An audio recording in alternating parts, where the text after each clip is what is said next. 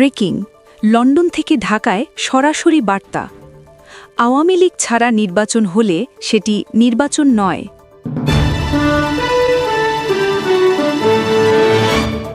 Breaking news, প্রবাসী ভোটে বড় প্রশ্ন, পোস্টাল ব্যালট কি সত্যি নিরাপদ?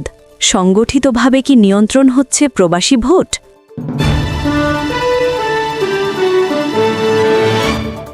ব্রেকিং লন্ডন থেকে ঢাকায় সরাসরি বার্তা আওয়ামী লীগ ছাড়া নির্বাচন হলে সেটি নির্বাচন নয়।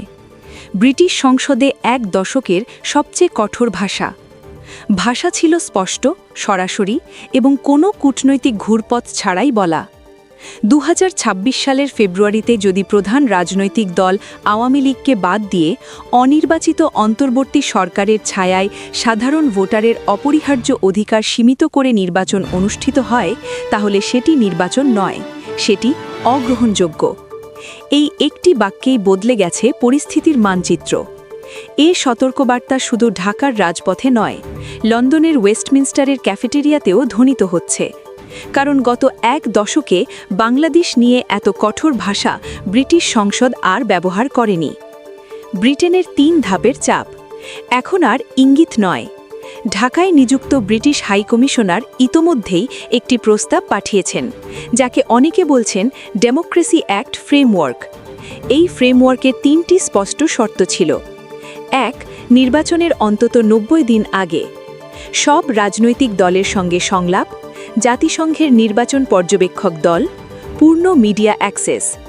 কিন্তু বাস্তবতা কি? ইউএন মনিটরিং টিম আসেনি, সব দলের সঙ্গে সংলাপ হয়নি। 90 দিন পেরিয়ে গেছে, বাকি আছে মাত্র 30 দিন। মিডিয়া অ্যাক্সেসের অবস্থা প্রশ্নবিদ্ধ। 2. ম্যাগনেটিক স্ট্রিপ লিস্ট প্রস্তুত। ব্রিটিশ ফরেন অফিস সূত্র বলছে একটি বিশেষ তালিকা তৈরি হচ্ছে। এই তালিকায় থাকবেন নির্বাচন বানচালের সঙ্গে যুক্ত ব্যক্তি, ভোটার অধিকার হরণে সংশ্লিষ্ট প্রশাসনিক মুখ, রাজনৈতিক নিপীড়নের অভিযোগে অভিযুক্তরা। এই তালিকার ভিত্তিতে আসতে পারে ভিসা নিষেধাজ্ঞা, সম্পদ জব্দ, ভ্রমণ সীমাবদ্ধতা। 3. ব্রিটিশ পার্লামেন্টে অ্যাডজাস্টমেন্ট ডিবেট। আগামী মাসেই হাউস অফ কমন্সে একটি বিশেষ বিতর্ক অনুষ্ঠিত হবে। এই বিতর্কে ব্রিটিশ সরকারকে বাধ্য করা হবে বাংলাদেশ নির্বাচন নিয়ে অবস্থান স্পষ্ট করতে, প্রয়োজনে ইউরোপীয় ইউনিয়নের সঙ্গে সমন্বয় করতে। একটি বিষয় পরিষ্কার, যদি ব্রিটেন নির্বাচনকে অগণতান্ত্রিক ঘোষণা করে, ইউরোপীয় ইউনিয়ন পিছু হটবে না। যুক্তরাষ্ট্র ডেমোক্রেসি সামিট থেকে বাংলাদেশের নাম বাদ দিতে পারে। নির্বাচন শুধু তারিখ নয়, পরিবেশ, অংশগ্রহণ, আস্থা। হাউস অফ কমন্সের ব্যানারে প্রকাশিত যৌথ বিবৃতিতে স্বাক্ষর করেছেন বব ব্ল্যাকম্যান, জিম শ্যানান, ক্রিস লো সহ কনজারভেটিভ, লেবার ও লিবারেল ডেমোক্র্যাট 3 দলের এমপিরা।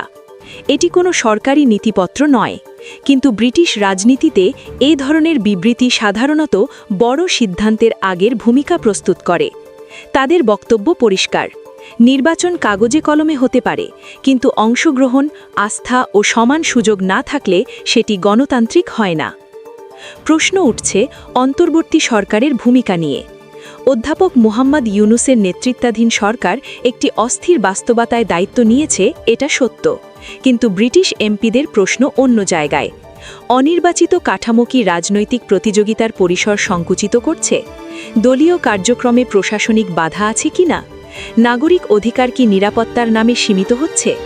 তাদের মতে যদি একটি বড় দল বাদ পড়ে, তাহলে প্রায় 60% ভোটার প্রতিনিধিত্বহীন হয়ে যাবে। এই যুক্তি ব্রিটিশ রাজনীতিতে খুব শক্তিশালী, কারণ যুক্তরাজ্যে বসবাসরত বাংলাদেশিদের বড় অংশই আওয়ামী লীগ সমর্থক। 2014 সালের স্মৃতি ফিরছে কেন?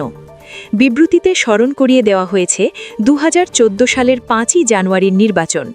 তখন অর্ধেক দল মাঠে ছিল না, ভোটের হার নেমে আসে, সহিংসতা বাড়ে, শরণার্থী চাপ পড়ে ইউরোপে। ব্রিটিশ এমপিদের ভাষায়, আমরা বাংলাদেশের অভ্যন্তরীণ বিষয়ে হস্তক্ষেপ চাই না, কিন্তু আমাদের নাগরিক স্বার্থ উপেক্ষা করতে পারি না। সবচেয়ে ধারালো অভিযোগ মিডিয়া ও মানবাধিকার। বিবৃতির সবচেয়ে স্পষ্ট অংশে 3টি শব্দ: রাজনৈতিক উদ্দেশ্য প্রণোদিত গ্রেফতার, বিচার ব্যবস্থার কাঠামোগত ব্যর্থতা, গণমাধ্যমের ওপর চাপ। ডিজিটাল নিরাপত্তা আইনের কারণে সাংবাদিক জেলে, তেও আত্মনির্বাসনে। এক ব্রিটিশ বাংলাদেশি সাংবাদিক হাউস অফ কমন্সের সভায় বলেন, আমি লন্ডনে লিখছি, কিন্তু আমার পরিবার ঢাকায় হুমকি পাচ্ছে।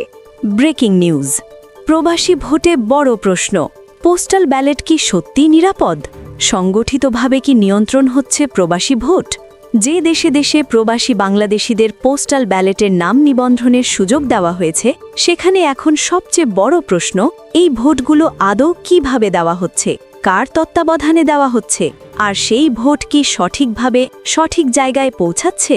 কারণ পোস্টাল ব্যালট শুধু ভোট দেওয়া নয়, এটি একটি জটিল বহু ধাপের প্রযুক্তি নির্ভর প্রক্রিয়া। পোস্টাল ব্যালটের প্রক্রিয়া কি?